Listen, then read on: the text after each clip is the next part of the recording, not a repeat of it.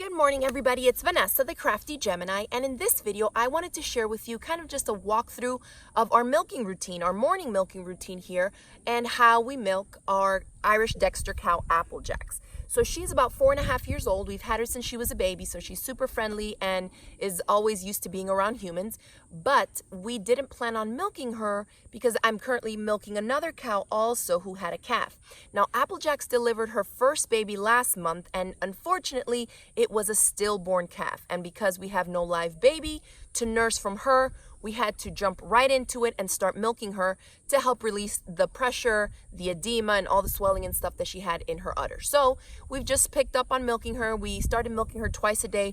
Now we're down to once a day because she's a smaller cow and she doesn't produce a huge amount of milk. She still produces a lot for just a family of 4, in my opinion. And we're getting about 1.5 to 2 gallons a day of milk from her. So I wanted to walk you through and show you how we do it. I've recently been posting, well, not recently, but I think maybe for the past year or two, I've been posting video clips and things on my Instagram account of us milking the cows in the morning, playing with the little baby calves and things like that. And so a lot of you have asked me to do a video that was on YouTube and was more in depth. So this is what I'm making.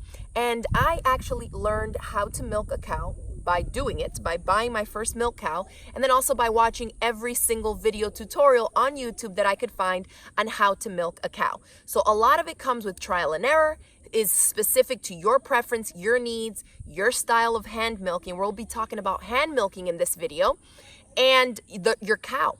How her teats are, how long they are, how big your hands are. There's a lot of different factors involved that will determine exactly your routine. So I'm just going to share with you what I do. A lot of you out there may have your own cows and do it totally different. That's totally fine too. It all comes down to personal preference on a lot of the specifics, but I did want to share with you our morning milking routine. Hopefully it will help some of you who are thinking of venturing into the world of getting your own family cow. So first, the kids are going to help me fill our buckets with some feed. We need one for Apple Jax. Jonathan, I want the big one for Apple Jax, and Allie the little bucket for the rest of the cows. And so we're going to fill these buckets. One is for the other cows so we can get them to go away while we go and fetch Apple Jax for milking.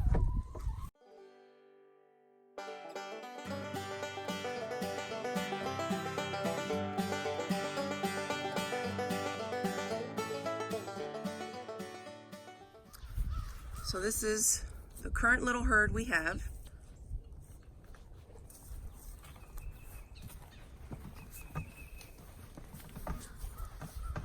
And this is Apple Jax that we're going to milk right now.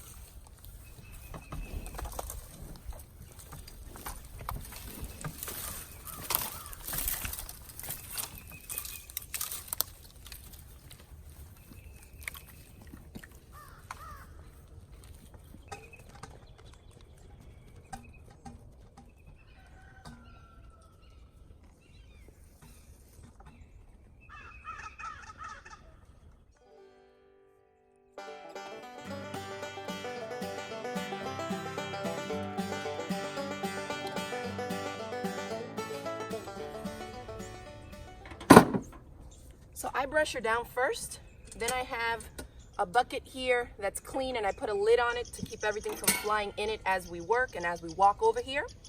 I have 5 clean rags here that I use, a milk tote. This is stainless steel milk tote that I'm going to be pouring the milk into. So this stays clean and I'm actually milking into this one. All right, so another clean stainless steel bucket. I start off with some warm soapy water. On a chilly morning like this, you definitely don't want to be putting cold water on the cow's udder. Just gonna wash off her teats.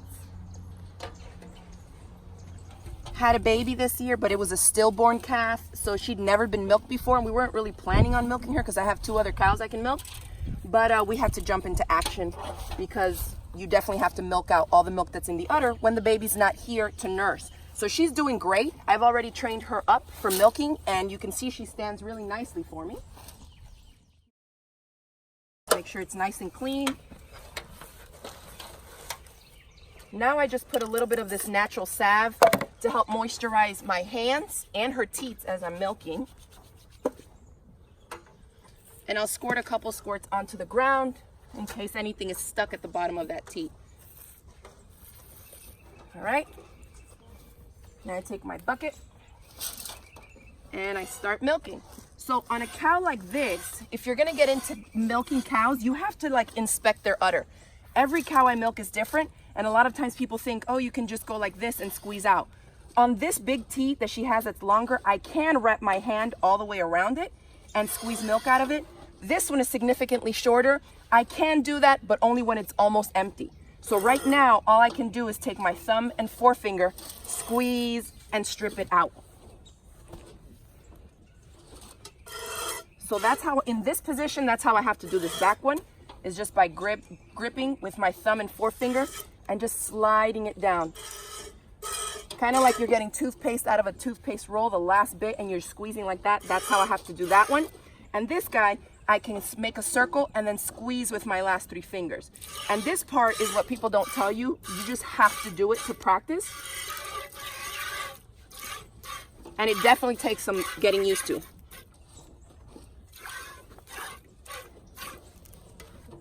Give her more, please. Pull the bucket forward. And I just have her tied up here. There's a lot of different setups that you can use. Some people will sit down. I have long legs, and this is too low to the ground. She's only 30-some inches tall. So for me, it's easier to shift my weight.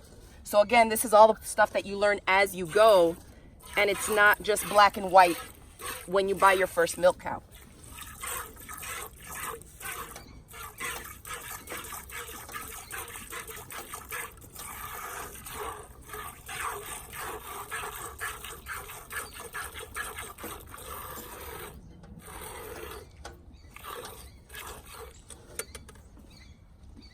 Now, one thing to keep in mind when you're milking, especially if you have a kicky cow or one that likes to walk a lot, is that you have to watch how they shift their weight.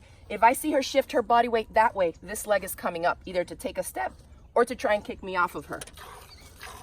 So instead of focusing on the milk, I'm more watching her body language and where she's shifting her weight.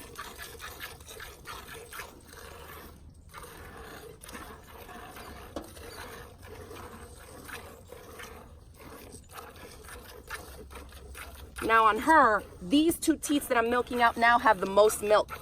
The other side doesn't have quite as much milk as this. So I usually try to milk this side out first because it takes longer.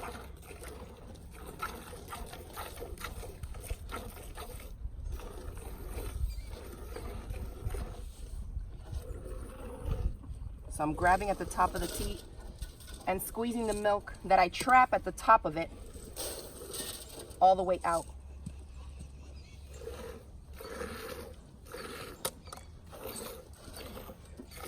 And when you do it fast and the milk comes out pretty quickly, you're pumping air into it. That's why you get that frothy look that you can see in the bucket here.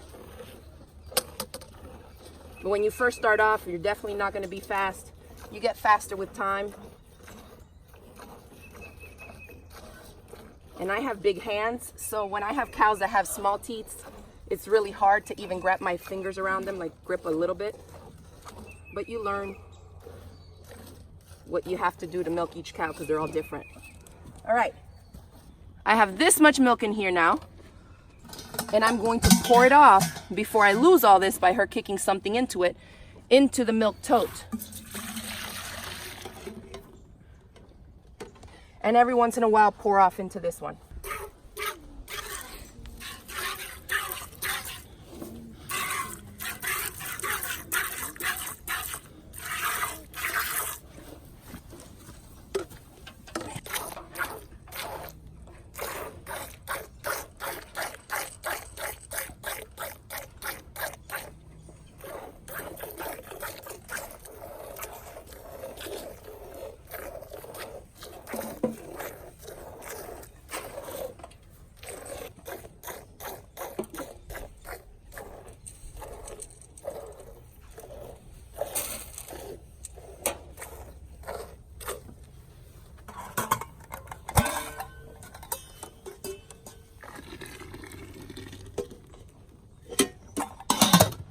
And that's about a gallon already.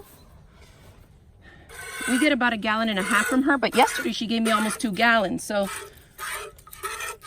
for a little cow, these Irish Dexters are great. They're easy keepers, meaning You don't have to be pumping a ton of feed into them for them to keep their body conditioning. She stays chunky literally off of air and grass. So we're just giving her that kind of as a milking treat.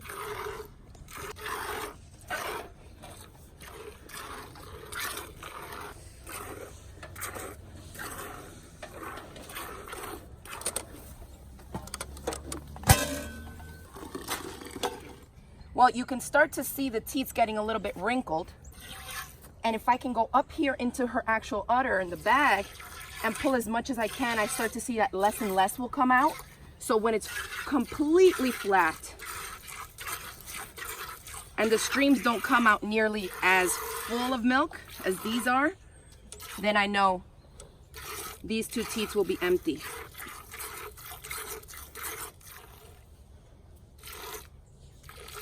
So you can see how it starts to get a little bit floppier. So they're not quite as tight as they were when I began.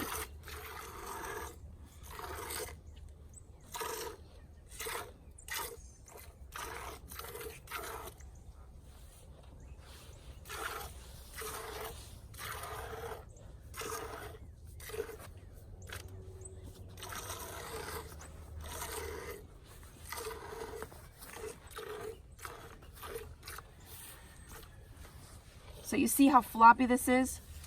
It's no longer filled up with milk. That's how I know there's nothing left in there. And I always like to strip it out really, really good. If you want your cow to produce a lot of milk, you don't want to leave any milk in there. You want to get it all out at every milking. And I only milk her once a day. She's a smaller cow. So on this side, it's the same thing. The front teat is longer so I can get my hand all around it. The back one is not as long, so I have to strip it with these two. This one I can do like this. So if they have short teats, a lot of them are better suited for milking machines, which I don't have, I don't use. I prefer to hand milk.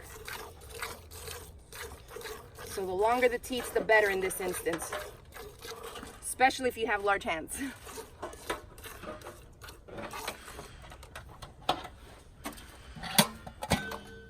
So we're getting close to 1.5 gallons here. All right, all four are pretty empty. When just little squirts like that come out, you know it's pretty stripped out. All right, I just squeeze it, brings the iodine into this reservoir. And I just dip each teat in it to keep any bacteria from getting in there. All right, girl. Give her an apple treat, Allie.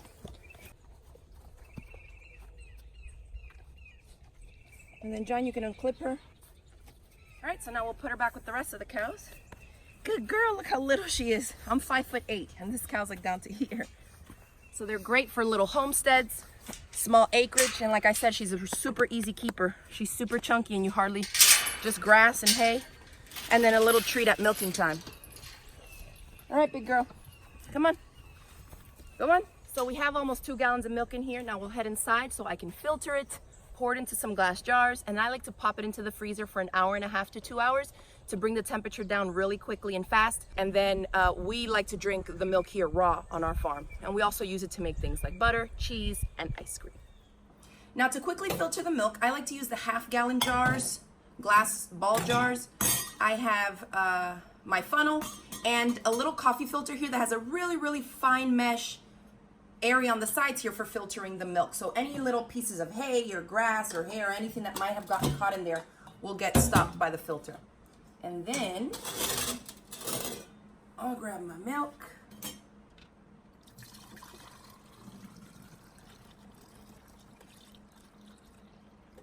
And there's a 1/2 gallon. And I use the plastic lids on these guys.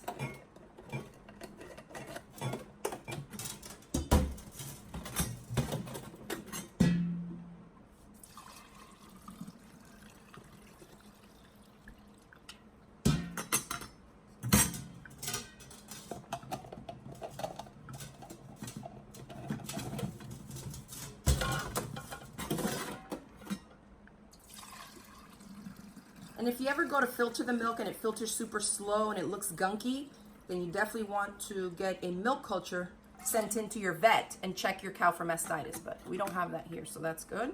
I have a little bit more left.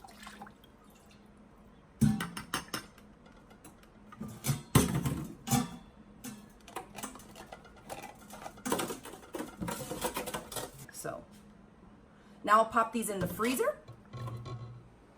And I like to write the dates on my lids. This is a cool kind of crayon that writes on plastic and glass. My sister brought it for us back from Korea. I'm not sure what it's called, but you can also just put a piece of tape and then write the date on your lids. Now we'll pop these guys into our milk fridge here. We have a secondary refrigerator just for milk. And I'll put the jars in here for an hour and a half to 2 hours before I take them out and put them in the fridge. And once it comes out of the freezer, we pop it into the fridge like this. All right, so I hope you enjoyed that video walking you through our morning routine on how we milk Apple Jax. And some of you out there might be thinking, why doesn't she sit on a stool, or why doesn't she build a stanchion for that cow? We did build a stanchion for her mom, for Apple Jax's mom, when we first got her, and that didn't work out that well. It's just too much of a mission to get them to go in, to get them to stay steady on the stanchion. The Irish Dexters, at least the ones that we have had, I find that they're super excitable. They don't like to be constricted, and everybody's stress level rises just to get them milked. So what I did with Apple Jax and what I do with the jerseys that I have is I just tie them up by their halter really loosely so they can still move around left to right, and they just stay put while they're having their snack. So that just happens to be what works for us.